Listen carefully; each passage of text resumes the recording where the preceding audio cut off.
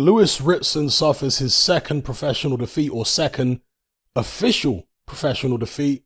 This time at the hands of Jeremias Ponce. He was stopped in the 10th round. Like most people, I'd never seen this Ponce guy fight before, but he's an Argentinian with a record of 27-0. A young guy coming into this with a lot of ambition. We've had some tremendously rough, tough, huge punching Argentinians in recent years. Argentina isn't quite as consistent as Mexico, but they still produce some very dangerous fighters. People like, for example, Marcos Maidana and Lucas Matisse. This guy probably won't go on to reach the heights that those guys did, but then again, you never know. Perhaps he'll prove to be a lot better than he looked here. I mean, he looked decent here, but he didn't look special. Let's just put it that way. But what he did look is more accurate, a bit better defensively, and a bit stronger than Louis Ritson. They both had a very similar approach, similar styles, high guards, a focus on body shots, power shots. There were some jabs going in there from both men, but both guys clearly like a tear up and like a fight. Nobody was running. They were both standing there in the middle of the ring from very early on. Ponce just had better accuracy. His body shots were hitting the mark early in the fight. Uppercuts were hitting the mark. Louis Ritson was getting his head bounced around a little bit, got hurt with a body shot, as I say, in the first. And a lot of people say the writing was on the wall. I think it was, because you could see there was a quality difference in terms of punch quality, accuracy difference. And at no point did Louis Ritson display anything like enough power to keep this guy off of him or hurt him or make any impact on him at all. Again, part of that is down to the fact that Ponce's defense was tighter than Ritson's. Ritson wasn't catching him clean anywhere near as often as Ponce was catching him clean to the head or the body. But nonetheless, even when Ritson did manage to get some shots through, there was no effect there. And people are asking questions now because Louis Ritson supposedly struggled to make lightweight, but here at 140 pounds, he doesn't seem to have brought his power up with him, because that's one of the excuses. I'm just going to call it an excuse for him losing to Patera, for example. People were saying, well, you know, he's drained at the weight. This is what Eddie Hearn was saying. This is a narrative he liked to run with. Oh, he was drained at the weight and he's going to be a different fighter when he moves up. I'm always skeptical when I hear fighters say stuff like that, or their promoters say stuff like that. It's like the Amir Khan syndrome. You know, he gets knocked out by Prescott. Oh, it was because I was weight drained, and when I move up, it's going to be a whole different story. And, you know, for a little while, you could buy into it because he was able to go the distance with Marcos Maidana and he took some big shots in that fight. But then, of course, it weren't too long before he was getting chinned by Danny Garcia. And he said the same thing. Well, when I go up in weight, my chin's going to be better and you'll see. And again, he got by in a few fights and managed to get some decent wins, but eventually he starts getting hurt, right? Getting dropped. The same old thing again. So, yeah, I'm always a bit skeptical. Look, making weight definitely, particularly if you're not doing it the right way, and even if you are doing it the right way, it's going to drain you to a certain degree, and you're never going to have the same kind of energy levels that you would have if you're fully hydrated and if you're not having to cut a load of weight. But at the same time, one of the things that Barry Jones said on the DAZN commentary is he said, and he's a guy who would know, right? Former pro fighter himself. He said that sometimes when you're fighting closer to your natural weight and you don't have to cut as much weight, you don't tend to train as hard sometimes. And so you actually get in the ring and you're slightly less fit because you haven't trained as intensely as you normally would. So you're slightly less fit, and that can take energy out of you. That can take the edge off you. Sometimes when you're going into a fight hungry, literally hungry, it gives you more of an edge. So interesting stuff there from Barry Jones, and it could be relevant to this particular instance of Louis Ritson moving up. And he hasn't looked particularly impressive, has he? Particularly the Miguel Vasquez fight, which many people believe he lost. But even prior to that, against Robbie Davis Jr., against Benitez, this individual, whose name I won't even try to pronounce, he did manage to get him out of there in free. But he hasn't looked like the Sandman, right? He hasn't lived up to that nickname since moving up to 140 pounds. He hasn't been putting people to sleep. And again, Ponce had no issues whatsoever taking his shots. So he might have been better off staying at 135 pounds, to be honest with you. You know, sometimes, again, a fighter will look for excuses for less than stellar performances in their head. And they'll tell themselves, oh, I can't make the weight anymore. It's too... Look, I'm sure making 135 pounds is difficult for him. As I say, sometimes fighters will make excuses up in their heads and they'll believe that as reality, as the truth, because they don't want to face something like their limitations, right? And sometimes even the promoter and the team can get in on that same act, because at the end of the day, only the fighter themselves truly knows how they feel. The team don't know. The team observe the fighter, yes. But if the fighter wants to push a certain narrative, he can, perform a certain way in sparring or, say whatever he wants to say about how he feels in a fight or how he felt in a fight after a poor performance to convince his team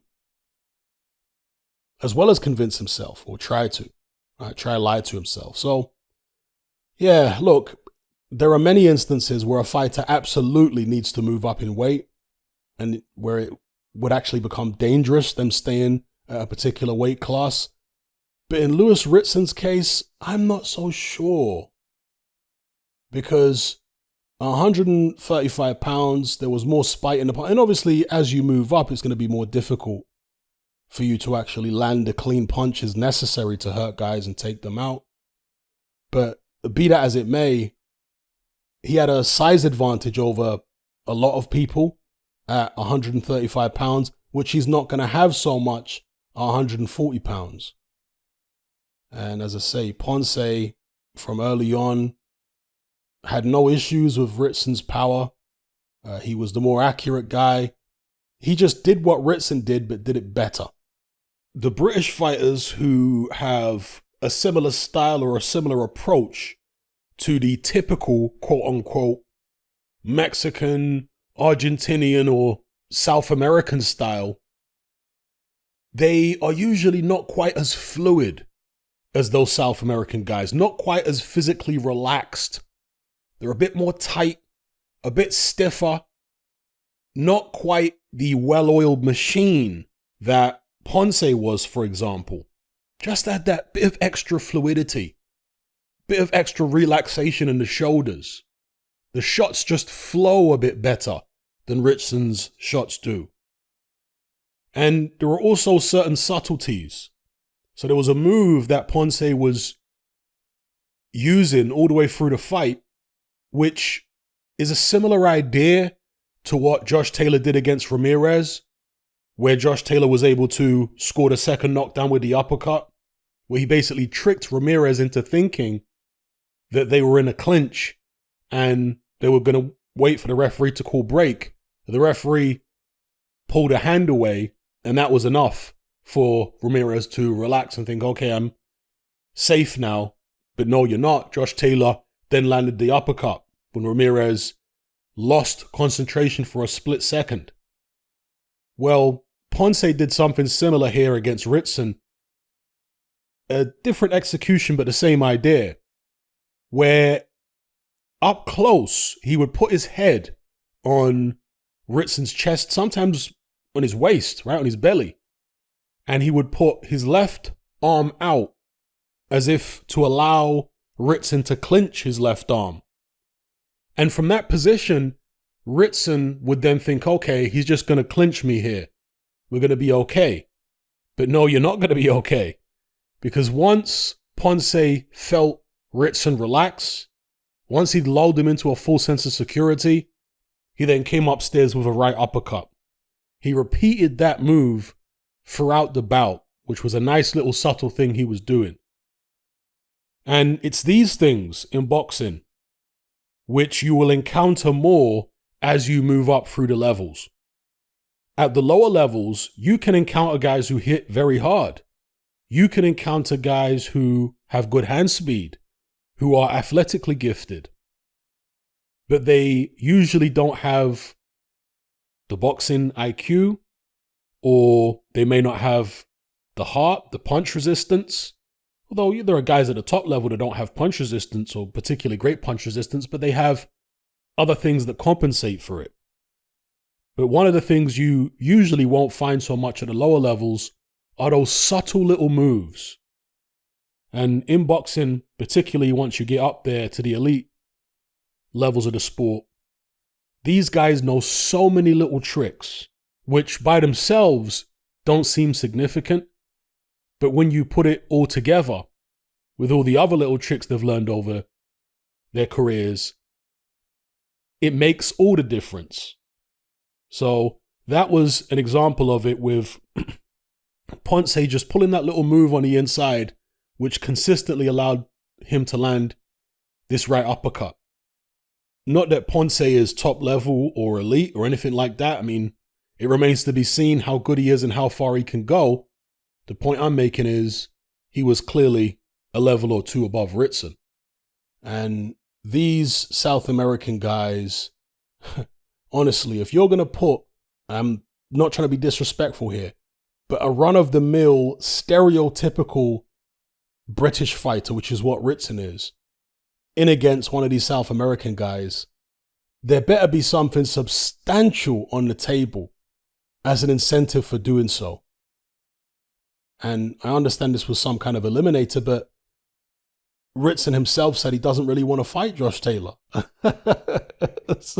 And as far as the stoppage, because this is what has drawn a lot of controversy, was the fact that Ritson's corner threw in the towel and Steve Gray kicked the towel aside and then threw it out the ring. Well, I've seen this done many times before in boxing, not only in the Graham Earl Katsidis fight, which other people have referenced, when Mickey Van threw the towel out, which the Graham Earl team had thrown in. But in America, I've seen it happen a number of times as well, where the towel comes in and the referee will throw it out. Now, the reason that the referee can ignore the towel is because during the course of action, the corner cannot stop the fight. Okay, the only way for a corner to actually stop the fight, where the referee can't do anything about it, is if they enter the ring, because that then results in a disqualification. But in terms of the corner thrown in the towel, no. That's just an indication to the referee that the corner want the fight stopped. The referee can always ignore it. And I've seen it many times that they have ignored it. They've kicked the towel out of the ring and whatnot. And the reason that this exists in boxing is as an anti-corruption measure. That's what a lot of people don't realize. Because if you're trying to fix a fight, let's say your team's, one of the fighters' team is in on a fix, right? And their guy's supposed to lose in the fifth or whatever, because a lot of people who are betting on the bout and have had the inside information, they've put loads of money down on the fifth. If a corner can just have the fight stop by throwing the towel in, you can see the implications there when it comes to fight fixing, how much easier it would be to guarantee that a certain fight gets stopped in the fifth, because the fighter who loses, he wouldn't even have to be in on it. It would only need to be his team. Maybe the fighter's totally oblivious and he's not even getting a cut of the money, right? And the team and the fighter's like, what? Why'd you throw the towel in?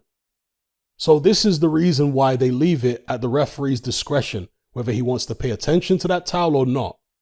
So when you've got people like Eddie Hearn coming out saying the referee doesn't have to pay attention to the towel and he can dismiss it, but that's wrong. It shouldn't be like that. The corner's towel should be definitive. No, it shouldn't. No, it shouldn't, Eddie. It absolutely shouldn't. And in this particular instance as well with Steve Gray, Louis Ritson, I wouldn't have complained if he had paid attention to the towel and the fight had been stopped there, because Louis Ritson gave it his all and he clearly wasn't going to win the fight. He was clearly the inferior man or the inferior fighter, right? So I wouldn't have complained at all if Steve Gray had, taken heed of what the corner had done and stopped the fight there. But I'm also not mad at him allowing it to continue, because it's not like Ritson was getting his head rocked around all over the place and getting smashed to bits. It wasn't like that at all. It was mostly body shots that were hurting him, and he had taken some headshots all the way through the bout, but it was nothing gratuitous, you know? So I don't have really a big issue with Steve Gray letting it continue for a little bit longer, and he stopped it not long after the towel came in anyway. You know, there was a couple, was it one knockdown or two knockdowns more, and then the referee decided to stop it. So it was only a matter of seconds or whatever. Personally, yeah, I don't have an issue with what Steve Gray did. I think it could have gone either way. You could have just taken heed of what the corner wanted him to do when they threw the towel in and allowing it to continue a little bit more. Again, I don't see any issue with it. And I guess he thought that it's a world title eliminator and he wants to give Ritson the opportunity. I'm sure Steve Gray has seen some incredible things in boxing rings where guys have come back from desperate situations. And, you know, sometimes when you go down and a guy comes in to finish you, that can be the first opportunity that you've had in the fight to actually land your best shot, because that's when the guy is really going to open up and he's not going to be paying as much attention to defense as he would during the course of normal action when you haven't just been knocked down. So maybe Steve Gray took that into account as well and said, okay, you know, let me let it continue a little bit longer. I hear that he went into the Ritson corner after the fight. I don't know what was said. I don't know whether Steve Gray said he made a mistake or whether he just explained himself. I don't know. But personally, I didn't really have any issue with what he did. Again, Ritson wasn't taking terrible damage to the head or anything like that. I don't think Ponce was really that kind of puncher anyway. Certainly didn't look it in this fight. There's power there, but it's not like Maidana Matisse kind of power from what I saw here.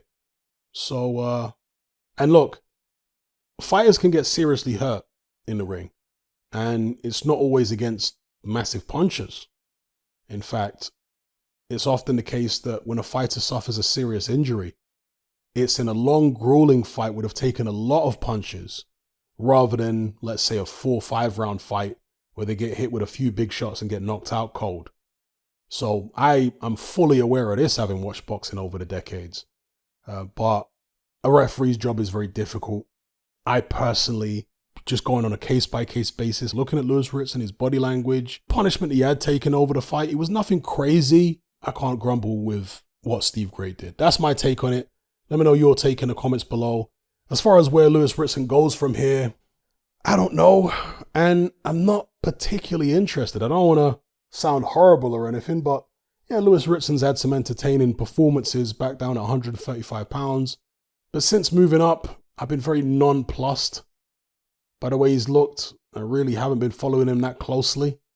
So where he goes from here, I shrug my shoulders, you know.